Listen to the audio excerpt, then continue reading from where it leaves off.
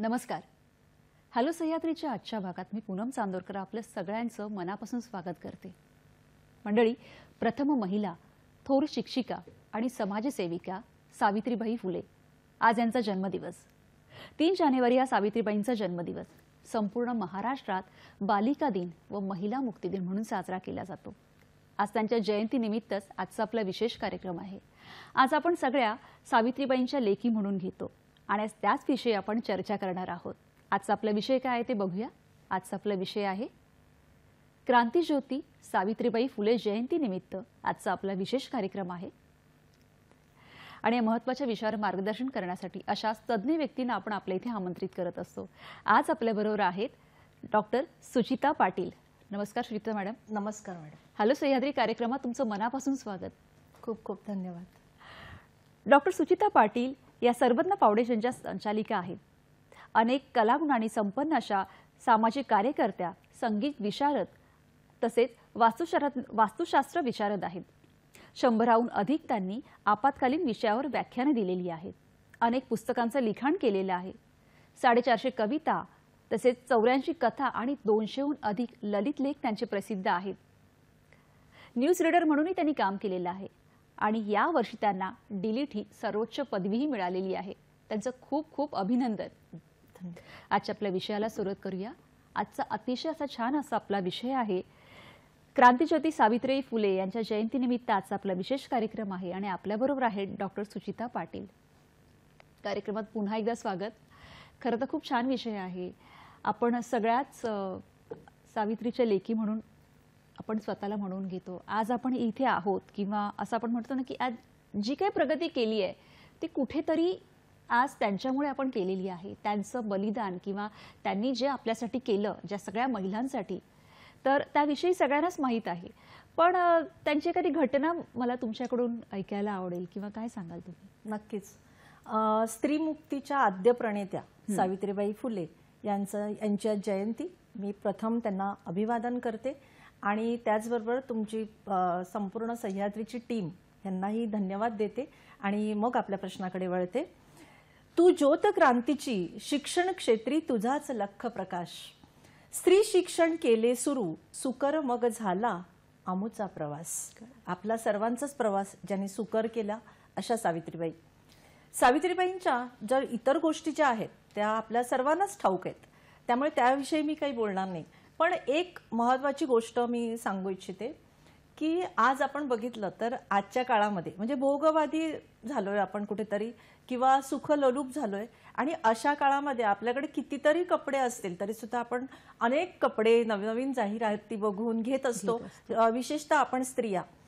सावित्रीबाई एक स्त्रीच, पण असं असताना सुद्धा अवघ्या 9व्या वर्षी लग्न झालं होतं. असं असून सुद्धा ज्यावेळी त्यांनी ह्या स्त्री शिक्षणाची म्हणजे ज्योत हातामध्ये घेतली आणि त्यावेळी त्यांच्याकडे फक्त 2 लुगडी होती आणि जेव्हा त्यांना 3ऱ्या लुगड्याची गरज होती तेव्हा त्यांनी म्हणजे महात्मा फुले आणि त्यांचे इतर कार्यकर्ते मीटिंगमध्ये बसले होते. मीटिंग म्हणजे कसली, जमिनीवर बसून ते समजावून सांगत होते कार्यकर्त्यांना. आणि अशाच वेळी सावित्रीबाई तिथे आत गेल्या आणि त्यांनी हळूच आपल्या पतीस सांगितलं, मला ना 3रं लुगडं हवंय. तेव्हा महात्मा फुले भडकले की तुझ्याकडे 2 लुगडी असताना 3रं लुगडं काय आवश्यक आहे तुला? तेव्हा तिथे असणारे एक कारभारी होते. त्यांनी सांगितलं की आता मला राहावेच ना म्हणून मी बोलतोय, कारण जेव्हा सावित्रीबाई जायच्या शाळेमध्ये आणि तुम्हाला तर माहितीच आहे, सर्वांनाच माहिती की त्यांच्यावर दगड शेणाचा मारा व्हायचा तेव्हा आणि ही सगळी चिखलफेक त्यांच्या लुगड्यावर व्हायची. त्या परिस्थितीत त्या शिकवू शकत नाही, एवढं सगळं शेणाने त्यांचं लुगडं भरलेलं असायचं आणि म्हणूनच त्यांनी सांगितलं की मला 3रं लुगडं हवंय. हे त्या कारभाऱ्यांनी सांगितल्यानंतर महात्मा फुले तिथून उठले आणि लगेचच आपल्या पत्नीला सोबत घेऊन त्यांनी पुण्यातून लुगडं खरेदी केलं होतं. म्हणजे त्यातून 2 गोष्टी जाणवतात की त्यांनी कुठेही असा म्हणजे बाऊ केला नाही की मी हे करते ते करते, मला एक साडी मिळत नाही का, मला शेण, असं काही सांगितलं नाही किंवा किंबहुना सांगितलंच नाही. फक्त मला लुगडं हवंय, ह्यानंतर त्या काही बोलल्या नाहीत. जे काही स्पष्टीकरण आहे ते कारभाऱ्यांनी दिलं होतं. आणि जेव्हा खरी परिस्थिती कळली तेव्हा महात्मा फुलेंनी लिहिलेलं आहे एका लेखामध्ये की सावित्रीने कधीच काही मागितलं नाही आणि जे मागितलं, एकच लुगडं मागितलं तेही खरी परिस्थिती न सांगता, आणि म्हणून मी भडकलो होतो.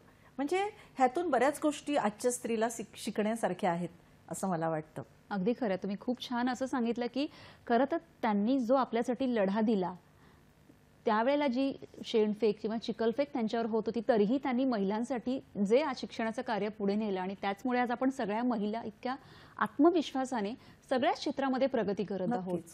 आज मला असं वाटतं की असं कुठलं क्षेत्र नाहीये की जिथे महिला पोहोचलेली नाहीये, की जिथे पुरुषांचं फक्त वर्चस्व आहे असं आपण आता म्हणूच शकत नाहीये. तर ह्या सावित्रीबाई फुलेंचा वसा सर्वत फाउंडेशनच्या माध्यमातून तुम्ही पुढे चालवत आहात, त्याविषयी आम्हाला सगळ्यांना ऐकायला नक्कीच आवडेल. सर्वत फाउंडेशन मला मुळात समाजसेवेची आवड होतीच, पण मी अनिरुद्ध अकॅडमी ऑफ डिझास्टर मॅनेजमेंटमध्ये, अनिरुद्ध बापूंच्या संस्थेमध्ये जेव्हा मी काम करत होते, तेव्हा मला म्हणजे समाजसेवेचा खरा अर्थ कळलाच होता.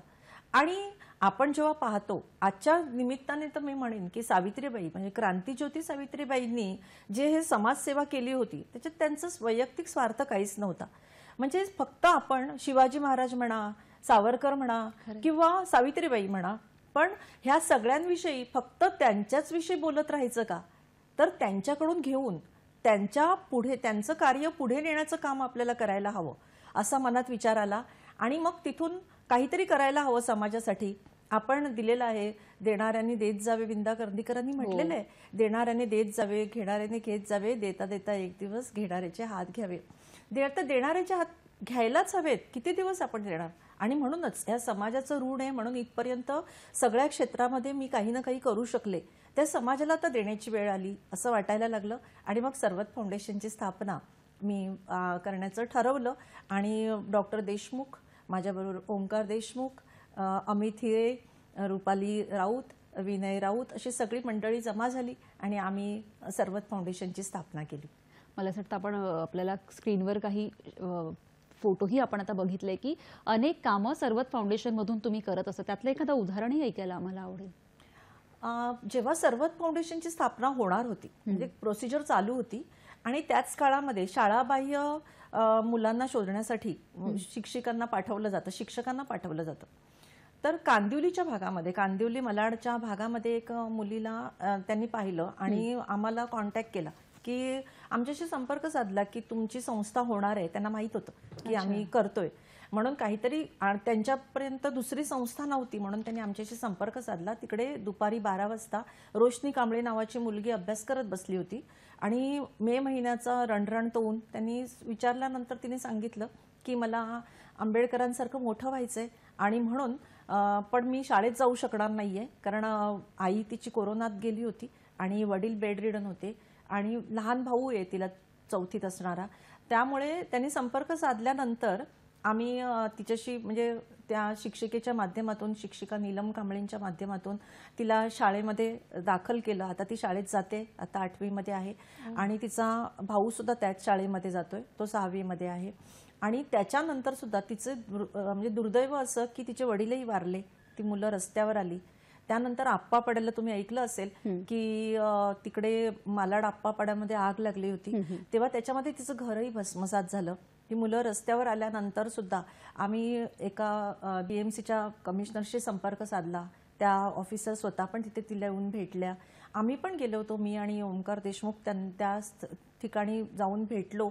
त्यांना आमच्या परीने आम्ही मदत केली आणि आजपर्यंत आम्ही मदत करतच आहोत. कारण का तर त्या मुलीचं घर तर आता त्या सरकारकडून जे पैसे मिळाले त्याच्यातून तिचं घर उभं राहिलंय, पण अजूनही पुढे म्हणजे ज्या वयामध्ये 6वीत असतानाची मुलं कितीतरी आपण बघतो बेबी सिटिंगमध्ये असतात आणि ही मुलगी आज थांबली आहे. आपल्या सर्वत फाउंडेशनच्या एका कार्यक्रमासाठी डोंगरे साहेब आले होते. त्यांनी सांगितलं की या मुलींची व्यवस्था मी बोर्डिंगमध्ये करतो, मुलीची आणि मुलाची. पण त्या मुलीने सांगितलं की नाही, मला मी जर गेले आणि पुन्हा आले आणि माझं घराचं डॉक्युमेंट्स नाही आहेत तर माझं घर मी राहू कुठे? एवढ्या लहान वयामध्ये ही समज होती तिला. आणि म्हणूनच समाजाच्या अशा घटकाला मदत करण्यासाठी आजपर्यंत आम्ही तिच्याशी कनेक्टेड आहोत की तिच्या संपर्कात राहतो. अशा अनेक मुली आहेत की त्यांना मदत करण्यासाठी आम्ही नेहमीच तत्पर असतो. अर्थात तुम्हाला तर माहिती आहे की पैशाशिवाय शहाणपण नसतं. त्यामुळे सर्वत फाउंडेशनकडे आज फंड्स नाहीत, पण आम्ही स्वतःच आमच्या स्वतःच्या पैशातून, आणि काही मंडळी आहेत दानशूर मंडळी की जी मदत करतात, तर अशा मंडळींना जेव्हा आम्ही सांगतो की काही आहे, तर अशा वेळी मदत नक्कीच होते. नक्की जेव्हा एखादं चांगलं काम होत असतं तेव्हा मदतीचे अनेक हात पुढे येत असतात. सुचिता मॅम, मला विचारायचं आहे की जेव्हा आपण स्त्री पुरुष समानता किंवा आज आपण जसं म्हणतो की महिला सगळ्या क्षेत्रात पुढे आहेत, तर त्याचबरोबर ही स्त्री पुरुष समानता जेव्हा आपण म्हणतो त्याविषयी तुमचं काय मत आहे? पहिल्यांदा मला असं वाटतं की स्त्री पुरुष समानता मुळातच स्त्रीला देवाने असं घडवलेलं आहे की देवाची कृपा आहे आपल्यावर की आपण एवढ्या सुंदर बनलो.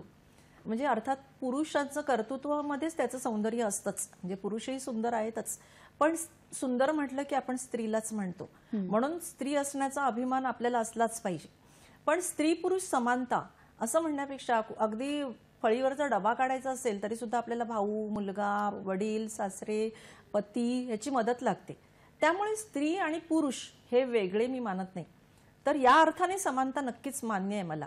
पण मला असं वाटतं की प्रत्येक सावित्रीच्या पाठीमागे एक महात्मा फुले असतातच, आणि ती कोणत्याही रूपात असेल, मग वडील असतील, भाऊ असेल, पती असेल, मुलगा असेल, कुठलाही नातं असेल, मित्र असेल.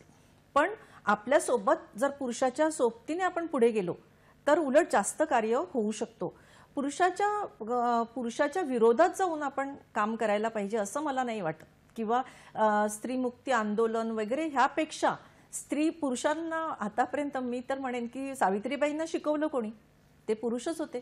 महात्मा फुले, राजा राममोहन रायांनी काम केलं, धोंडो केशव कर्वेंनी काम केलं, हे पुरुषच होते. कितीतरी पुरुषांनी आपल्याला घडवण्यामध्ये मदत केलेली आहे. आणि म्हणूनच स्त्री पुरुष समानता ही अशीच मी म्हणेन की त्यांच्या हातात हात घालून त्यांच्या सोबत घेऊन त्यांच्या सोबतीने आपण पुढे जाऊ शकतो. ही खरी स्त्री पुरुष समानता असं मी म्हणेन. नक्कीच. आणि आता जेवढी मोठी नावं आपण इथे घेतली त्यांनी सगळ्यांनीच केवळ फक्त त्यांच्या घरातल्या स्त्रीसाठी नाही तर समस्त महिला वर्गासाठी केवढं मोठं काम करून ठेवले. आणि त्याच्यामुळेच आज प्रत्येक स्त्री एक आत्मविश्वासाने, अभिमानाने प्रत्येक क्षेत्रात वावरते आहे.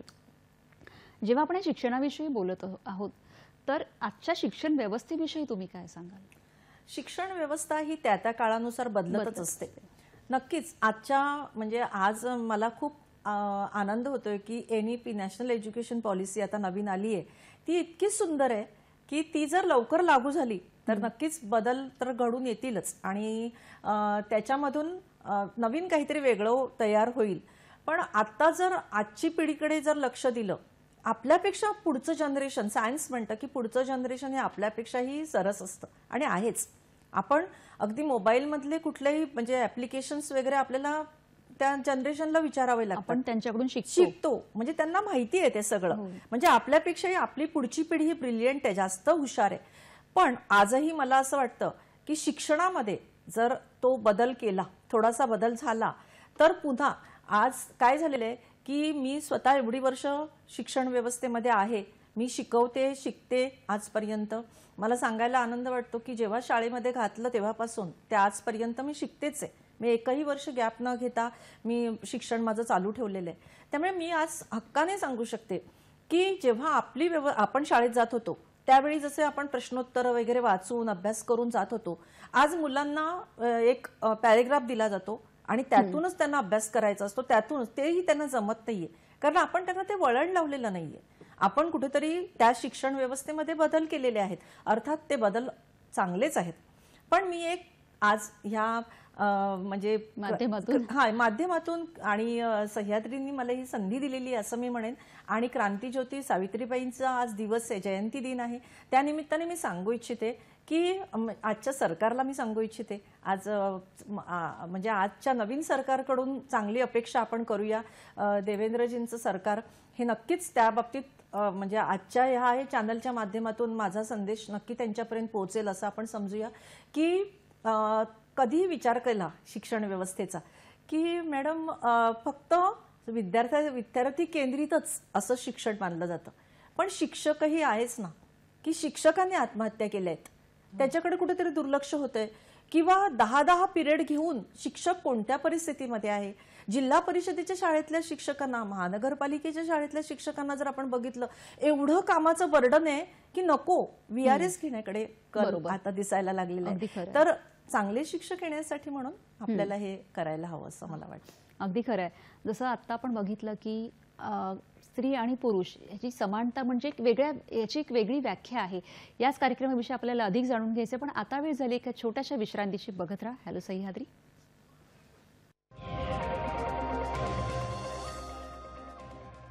विश्रांतीनंतर सगळ्यांचं पुन्हा एकदा स्वागत. अंधारातून प्रकाशाकडे नेणारी क्रांतिज्योत सावित्रीबाई फुले यांच्या जयंतीनिमित्त आजचा आपला विशेष कार्यक्रम आहे आणि आपल्याबरोबर आहेत डॉक्टर सुचिता पाटील. मॅडम, विश्रांतीला जाण्यापूर्वी अनेक विषयांवर आपण डिस्कशन करत आहोत, चर्चा करत आहोत. अजून आम्हाला सावित्रीबाईंच्या काही आठवणी किंवा काही घटना ऐकायला नक्कीच आवडतील. मी मगाशी म्हटल्याप्रमाणे अनेक गोष्टी आहेत की त्या सावित्रीबाईंच्या गोष्टी आतापर्यंत म्हणजे पोचल्या नाहीयेत.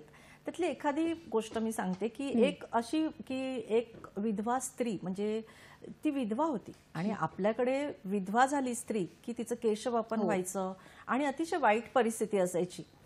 आणि अशा वेळी त्यांनाही भावभावना असायच्या, कारण लहान वयामध्ये 8व्या-9व्या वर्षी सावित्रीबाईंचं लग्न सुद्धा 9व्या वर्षी झालं होतं. तर त्या लवकर लग्न व्हायचं आणि एका तरुण वयामध्ये आल्यानंतर मग काय व्हायचं की त्या भावनांमध्ये म्हणजे वाहवत जाऊन कुठेतरी किंवा प्रेम संबंध जुळायचे. अशाच एका विधवेचं म्हणजे प्रेम संबंध जुळले आणि नंतर त्या माणसाने फसवल्यानंतर ती आत्महत्या करण्यासाठी चालली होती, कारण ती गर्भवती होती. त्यावेळी तिने दुसरा पर्यायच नव्हता. त्या काळामध्ये स्त्रीलाच मुळात एवढं म्हणजे मागासलेली होती स्त्री, तर पुरुष प्रधान संस्कृती जास्त प्रबळ होती. त्यावेळी ती आत्महत्या करायला चालली आणि तिथे सावित्रीबाई पोहोचल्या आणि त्यांनी सांगितलं की तू माझी लेक आहेस. आणि म्हणूनच आपणही सावित्रीच्या लेकी म्हणतो, ती कल्पना तिथून आली आहे की सावित्रीबाई म्हणाल्या की तू माझी लेक आहेस, झाली असेल तुझ्याकडून चूक, तू चल माझ्यासोबत, बाकीची सगळी जबाबदारी माझी. आणि तिथूनच सावित्रीबाईंच्या छळाला तिथून जास्त सुरुवात झाली. म्हणजे आधी फक्त शिक्षण दिलं जातंय म्हणून तर होतीच, पण त्या प्रकरणानंतर त्या गोष्टीनंतर जास्त सुरुवात झाली होती. तरीही सावित्रीबाईंनी धीराने आणि मी मगाशी म्हटल्याप्रमाणे महात्मा फुलेंनी अतिशय प्रबळ अशी साथ दिल्यामुळे त्यांनी काय केलं की त्या मुलीला अगदी आपल्या मुलीसारखं वाढवलं, त्यांनी तिच्याबरोबर ठेवलं आणि तिला जो पुत्र झाला त्या पुत्रास दत्तक घेतलं यशवंत. आणि त्याचं सुद्धा नंतरच्या काळामध्ये त्याला त्याचं चांगलं लग्न वगैरे करून दिलं आणि आपल्या कार्याच्या प्रवाहामध्ये त्याला आणलं होतं. ही एक अतिशय महत्त्वाची. त्यानंतर मग सावित्रीबाईंनी कार्य असंच केलं नाही. सावित्रीबाईंना एवढं मानण्याचं कारण असं आहे की त्यांनी बालहत्या प्रतिबंधक गृहाची स्थापना केलेली होती. म्हणजे फक्त एका मुलीसाठी नाही केलं, कायम अशा बालकांसाठी पण त्यांनी काम चालू ठेवलं. विशेषतः मुलींसाठी विशेष कार्य त्यांनी केलेलं होतं. दलित स्त्रिया अस्पृश्य म्हणून समजल्या जायच्या त्या काळामध्ये, त्यांच्या शिक्षणासाठी त्यांनी प्रचंड कार्य केलेलं होतं. आणि म्हणजे ह्या अनेक गोष्टी त्या म्हणजे दुर्लक्षित राहिल्या होत्या आणि म्हणूनच ही गोष्ट सांगण्याचा आजच्या निमित्ताने मी प्रपंच केला. नक्कीच, जसं त्यांनी फक्त एका क्षेत्रासाठी काम नव्हतं केलं, तर अनेक ठिकाणी अनेक गोष्टींवर काम केलं होतं. तसंच आपण सुद्धा आदिवासी भागांमध्ये सुद्धा खूप काम केलेलं आहे, त्याविषयी ऐकायला आवडेल. सर्वत फाउंडेशन पूर्ण महाराष्ट्रामध्ये काम करतं आणि म्हणजे थोडक्यात असं म्हणता येईल की जिथे कमी तिथे आम्ही, म्हणजे जिकडे काही उणीव कमतरता भासली की आम्ही तिथे येतो.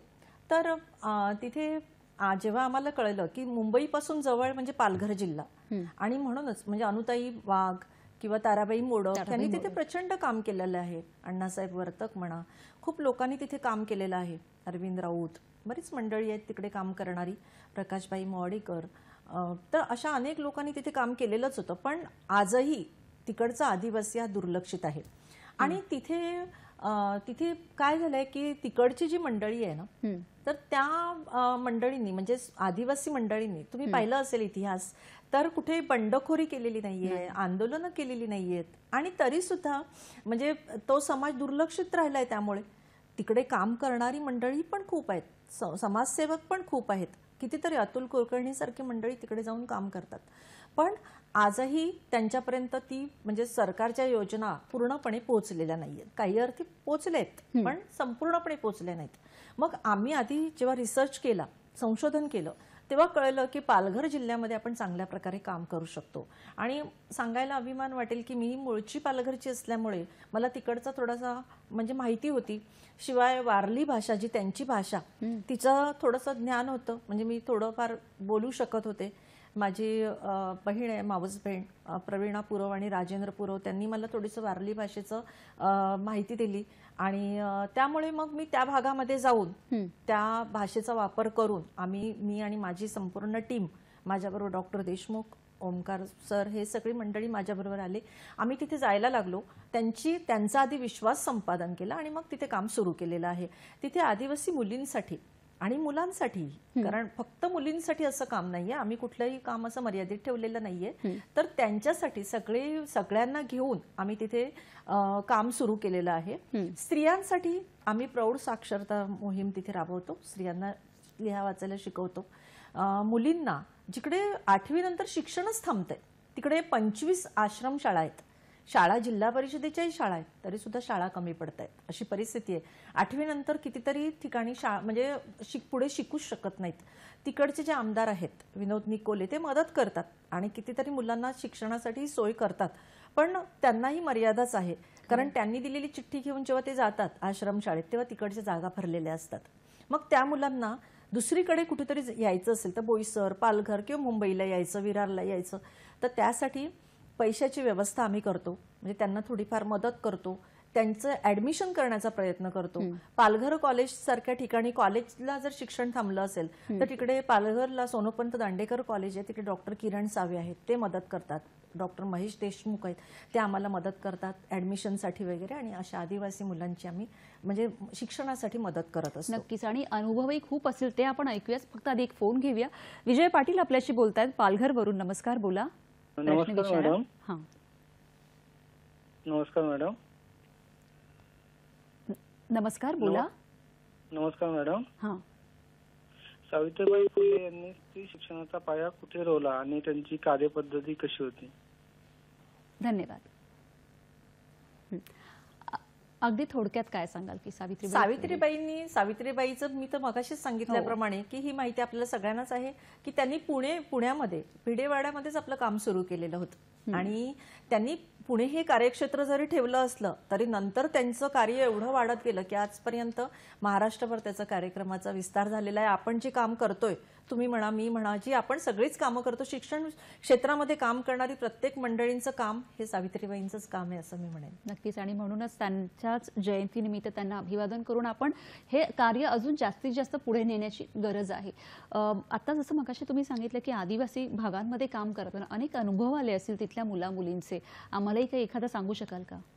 तिकडच्या मुलांना म्हणजे आपल्याकडच्या मुलांना म्हणजे चांगल्या मध्यमवर्गीय कुटुंबामधल्या मुलांना किंवा उच्च मध्यमवर्गीय मुलांना आपण अक्षरशः सांभाळतो, जोपासतो आणि खूपच तिकडे जर पाहिलं तर पहिली दुसरीतलं मूल आत्ता जन्माला आलेल्या मुलाला पूर्णपणे सांभाळतं. म्हणजे त्यांना सगळं खाऊ पिऊ घालणं, त्यांना सगळं, आणि त्याच्यापेक्षा थोडं मोठं मूल असेल तर एकत्र शाळेमध्ये जाणं, त्यांना कसली भीती वाटत नाही.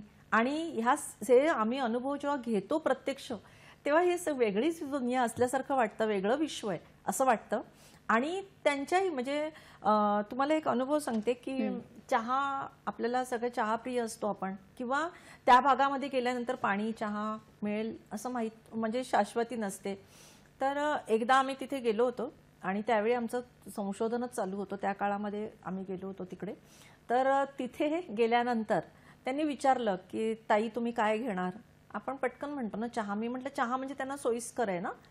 1-1.5 तास झाला, 2 तास झाले. मी गोदावरी परुळेकरांचं आत्मचरित्र वाचलं होतं, त्याच्यामध्ये अनुभव होता. तसा अनुभव आला की त्यांना बाकीचं सगळं देतील ते, पण चहा मिळणं म्हणजे फार म्हणजे मोठी गोष्ट त्यांच्यासाठी. की चहा मागितला ताईने, आता बकरीचं दूध काढावं लागेल, तिकडून दूध आणावं लागेल, आणि भुकी, चहाची भुकी म्हणजे चहा पावडर, आणि साखर, म्हणजे साखर, आणि आपण तर ब्लॅक टी घेतो, म्हणजे नवीन फॅड आलेलं आहे, आदिवासी पहिल्यापासून ब्लॅक टी घेतात, म्हणजे ते शक्य आहे. पण ताईला द्यायचं म्हटल्यानंतर दूध घालावं लागेल, आणि त्यासाठी त्यांची ती 1-1.5 तास 2 तास धडपड चालू होती. ते कळल्यानंतर मी त्यांना म्हटलं की तुम्ही जे पिता ना तेच मला द्या, कारण मी पण इकडचीच आहे.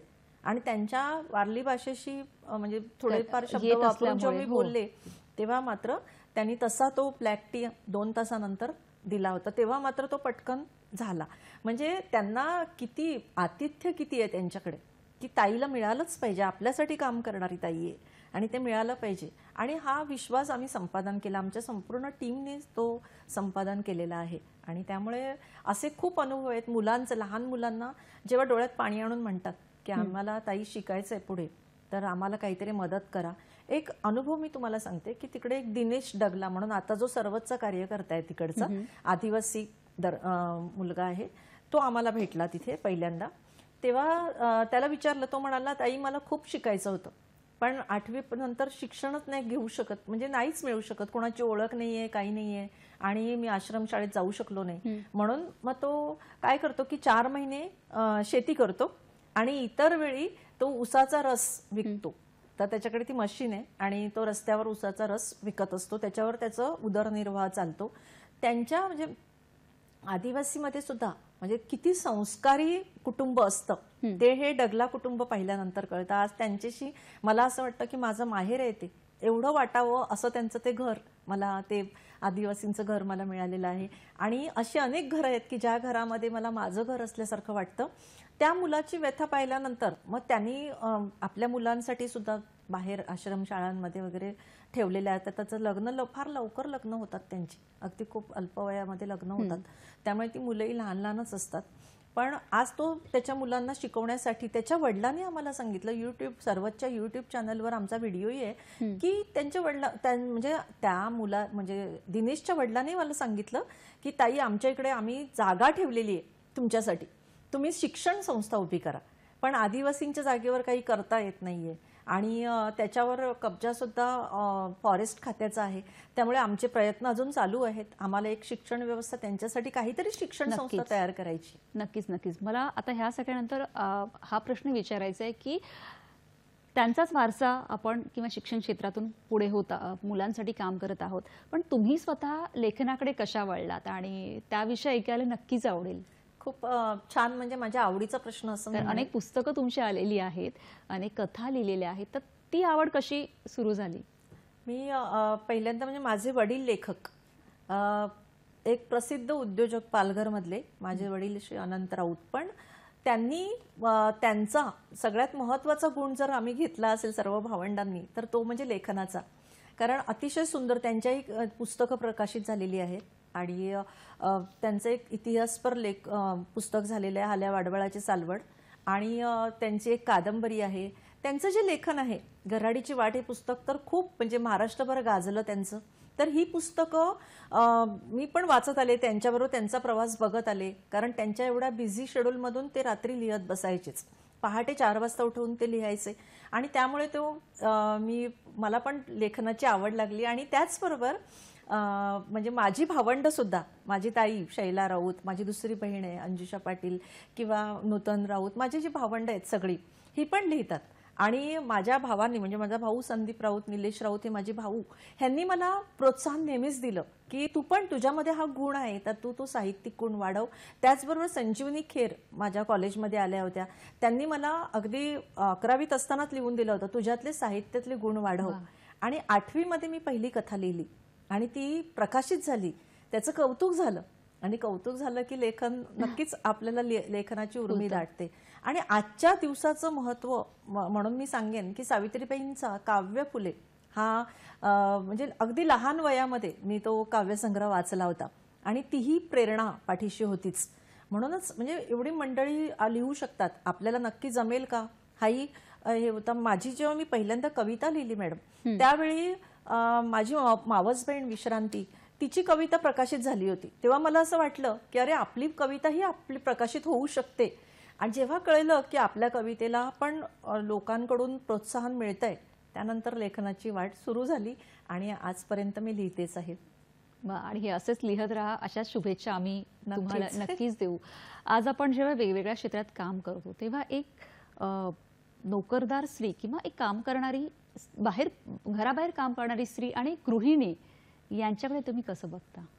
मला असं वाटतं की काम करणारी स्त्री, आपण म्हणतोच नेहमी की ती 2 पातळ्यांवर काम करते, पण तरीही 2 पातळ्यावर काम करते असं आपण म्हणतो की घरातलंही काम करते. पण जेव्हा आपण बाहेर, आता इथे सुद्धा आपण जेव्हा काम करतो बाहेर किंवा मी जेव्हा माझ्या शिक्षण संस्थेत काम करते तेव्हा मी खूप रिलॅक्स असते. मी त्याच्या आधी म्हणजे प्रश्नाच्या अनुषंगानेच बोलेन, पण तरी सुद्धा मी एक सांगू इच्छिते की मी ज्या ठिकाणी काम करते कार्मेल ऑफ सेंट जोसेफ, तर तिथे खरोखर म्हणजे मदर टेरेसांची शाळा आहे. सावित्रीबाई फुलेंसारखंच त्यांचं मोठं काम आहे आपल्याला तर माहिती आहे. तिकडे सिस्टर झरीना आहेत, माझ्याबरोबर काम म्हणजे त्यांच्या अंडर मी काम करते. माझ्याबरोबरच्या अनेक शिक्षिका आहेत आणि शिक्षिकाच आहेत तिकडे सगळ्या, म्हणजे लेडीजच आहेत स्टाफ. एकच सर चार्ल्स म्हणून एक शिक्षक आहेत, बाकी सगळे लेडीज स्टाफ आहे. सगळ्यांचं इतकं म्हणजे सहकार्य मिळतं ना, आणि त्यामुळे मी एवढी रिलॅक्स असते की खरोखर म्हणजे अशा ठिकाणी काम करायला जर मिळालं, माझं दुसरं घरच आहे ते. म्हणजे सुट्टी घ्यायची म्हटली ना तर असं वाटतं की म्हणजे आज मी सुट्टी घेतली तर मी मिस करते त्यांना, की मला तिथे जायलाही आवडतं, शिकायलाही आवडतं. संस्कृती वेगळी आहे सगळी, म्हणजे सगळं ख्रिश्चन संस्कृती आहे, पण एवढं वातावरण चांगलं आहे आणि कुठलाही भेदभाव नाहीये. जे खरोखर सावित्रीबाईंचं काम आहे ते मला तिकडे प्रत्यक्ष करायला मिळते एवढी वर्ष झाली. तर तिकडे आपण जेव्हा कामाच्या क्षेत्रात जातो तेव्हा रिलॅक्स असतो. म्हणजे माझ्यासारख्या स्त्रिया भाग्यवानच की जिथे काम करायला एवढी मी रिलॅक्स असते. पण अशा कितीतरी स्त्रिया आहेत की ज्या ऑफिसमध्ये गेल्या की घरचं दुःख किंवा काही जे असेल ते विसरतात. पण मी गृहिणींबद्दल बोलू इच्छिते की ती खरोखर होम मेकर, आज एक शब्द आलाय आता लिहिताना म्हणतात होम मेकर, तर होम मेकरच आहे ती. कारण तिला तू काय घरातच असते ना असं बऱ्याचदा सांगितलं जातं. पण मला असं वाटतं की घरामध्ये राहिल्यानंतर खरोखर तिची जबाबदारी बघा की ती स्वतःचं सगळं काही विसरून ती पुरुषांसाठी घरातले जे सगळी मंडळी आहेत त्यांना सांभाळून, आता जरी विभक्त कुटुंब पद्धती असली तरी आपले पती, आपली मुलं ह्यांच्याकडे ती लक्ष देत असते. आणि म्हणूनच मला असं वाटतं सावित्रीबाई ही आधी गृहिणीच होत्या ना, त्यांनी म्हणजे गृहकृत्य दक्ष तर स्त्री असायलाच हवी. नची केळकरांनी म्हटलेलं आहे की जेव्हा स्त्री शिकते तेव्हा ती घर चांगलं सांभाळते. म्हणून जर ती शिकलेली असेल आणखी तर ती आपल्या मुलांना चांगल्या प्रकारे शिकवू शकते. आणि आज ते काम करताना दिसतंय, कितीतरी स्त्रिया ते करतायत. म्हणून गृहिणी आणि काम करणारी स्त्री या दोन्ही सारख्याच आहेत. किंबहुना गृहिणीची भूमिका घरामध्ये फक्त राहते, तिची भूमिका जास्त आहे असं मी म्हणेन. अगदी खरं. अख्ख्या कुटुंबाला पूर्ण सक्षम करून पुढे नेण्याची जबाबदारी त्या गृहिणीवर असते. अगदीच. आज आपण क्रांतीज्योती सावित्रीबाई फुले यांच्या जयंतीनिमित्त विशेष कार्यक्रम करत आहोत आणि आजची प्रत्येक स्त्री सक्षम आहे त्या सगळ्यांविषयी आपण बोलणार आहोत. आता वेळ झाली एक छोट्याशा विश्रांतीची.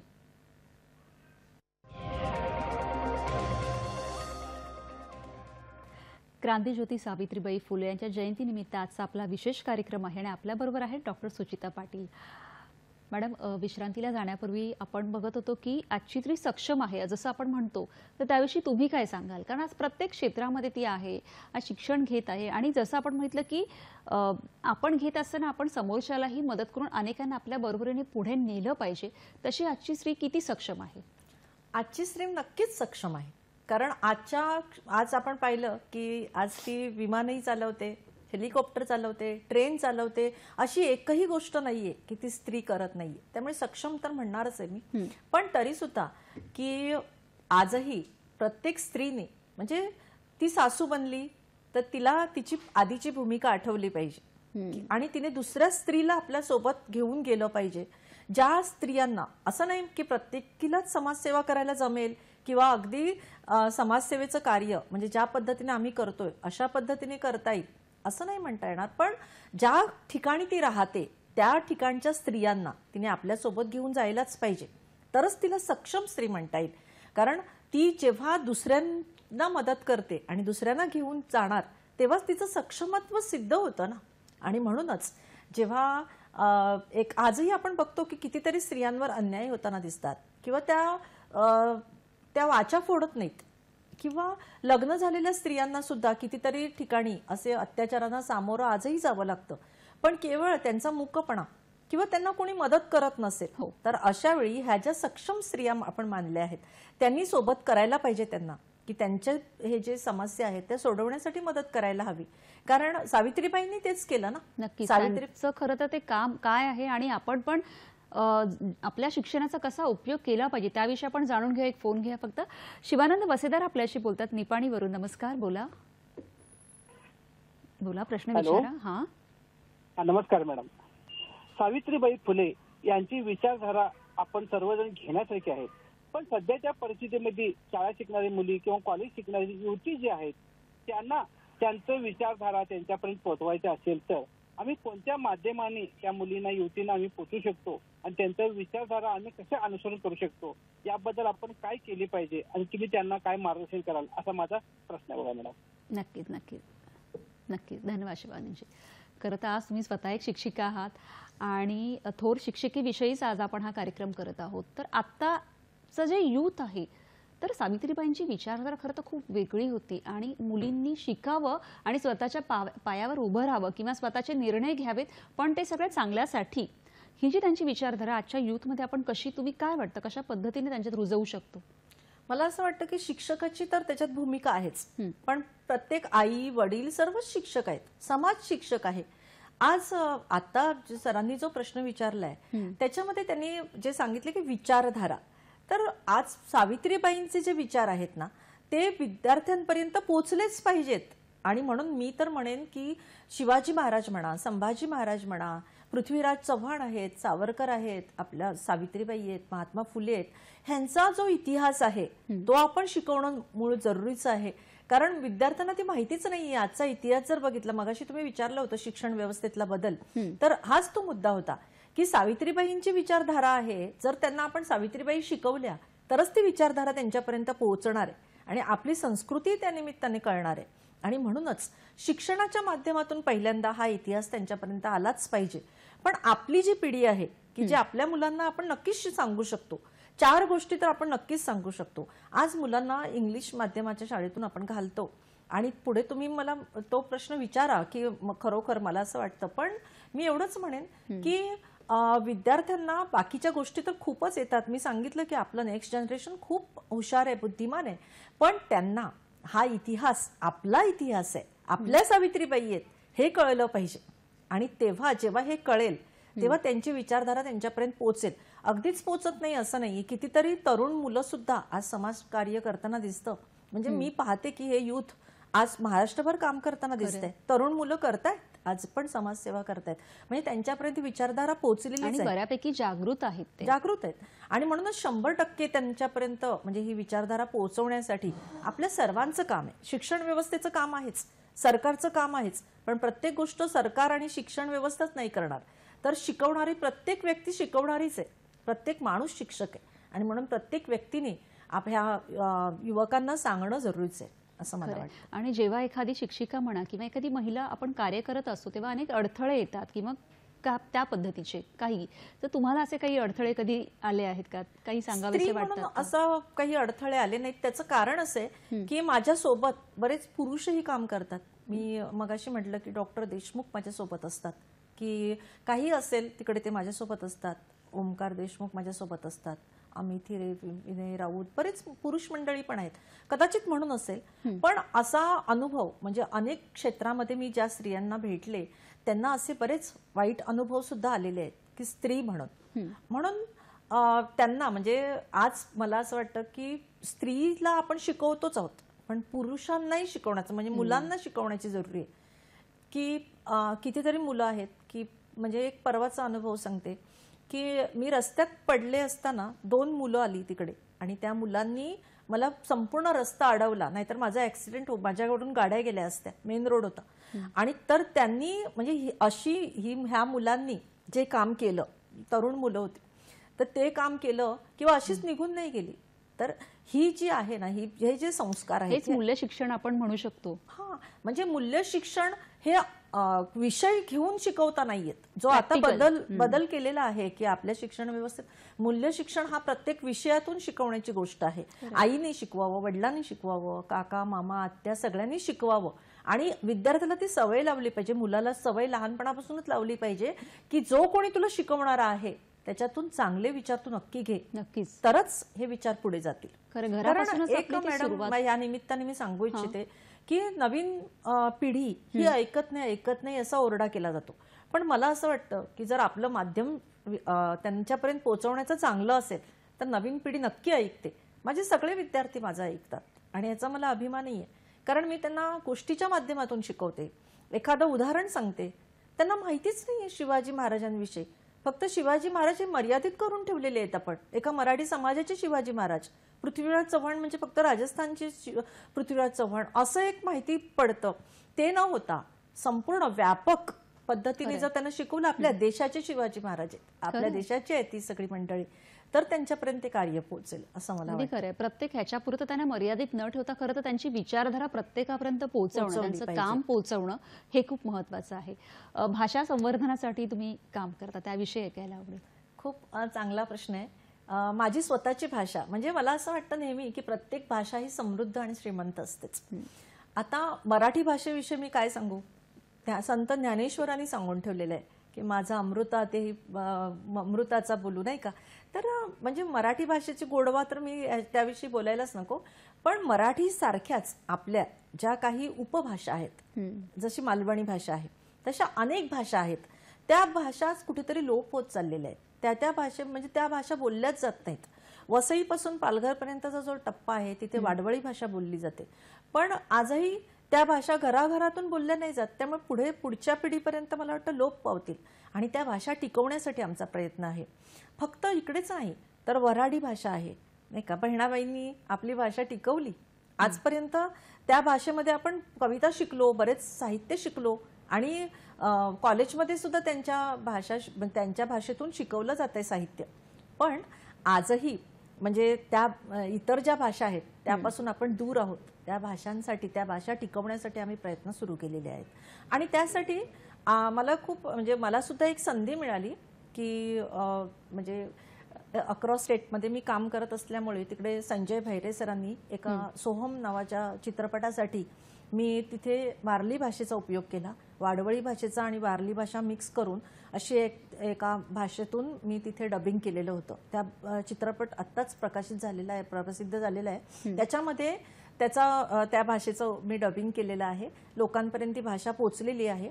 पण मराठी भाषेसाठी सुद्धा की जागतिक भाषा म्हणून इंग्लिश भाषेचं महत्व आहेच.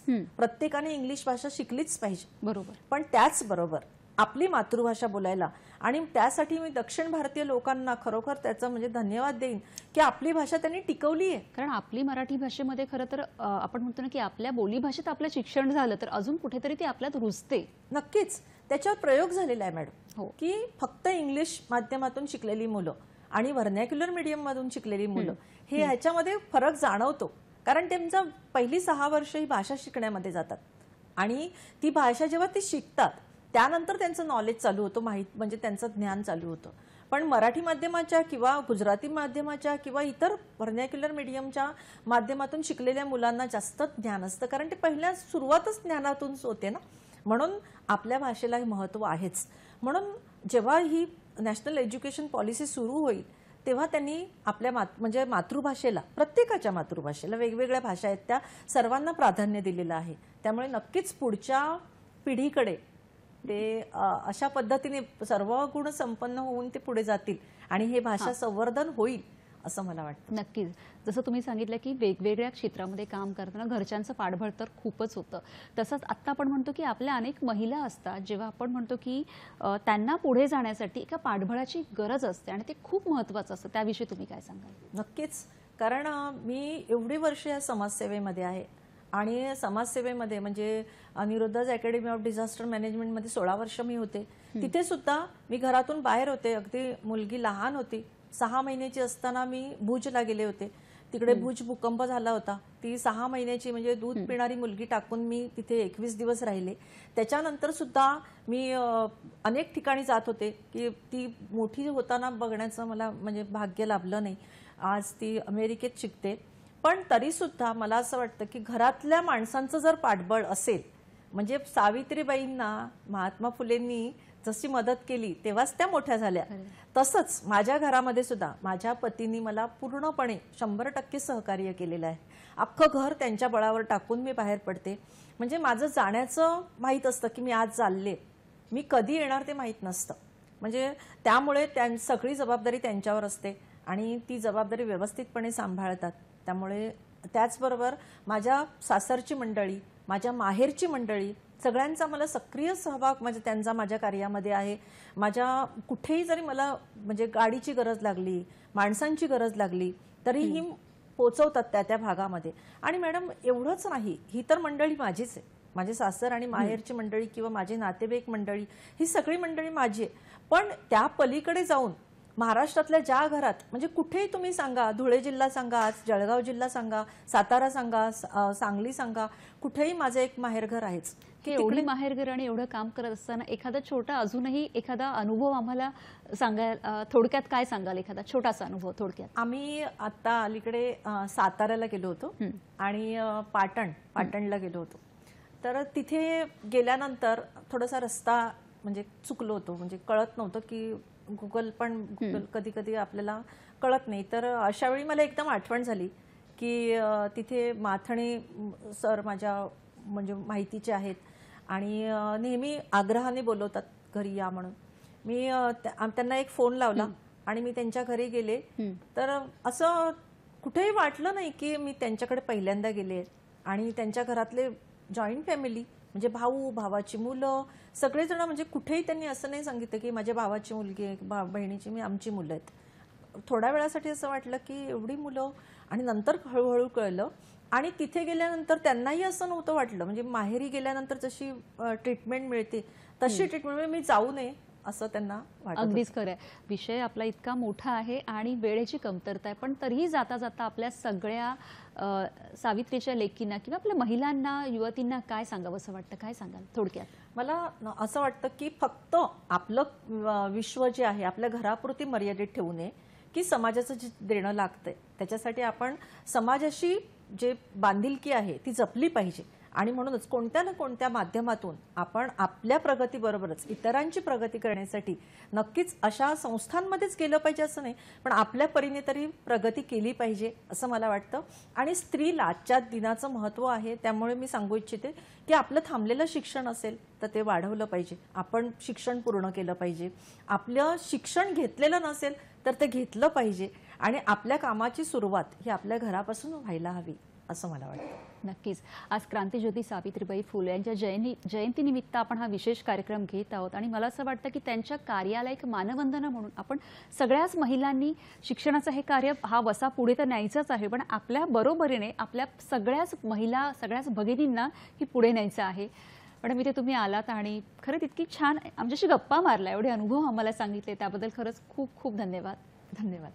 तुम्हाला कार्यक्रम कसा वाटला? माध्यमं तुम्हाला माहितीच आहेत. भेटूया पुढील भागात पुन्हा एकदा नवीन विषयासह. तोपर्यंत नमस्कार.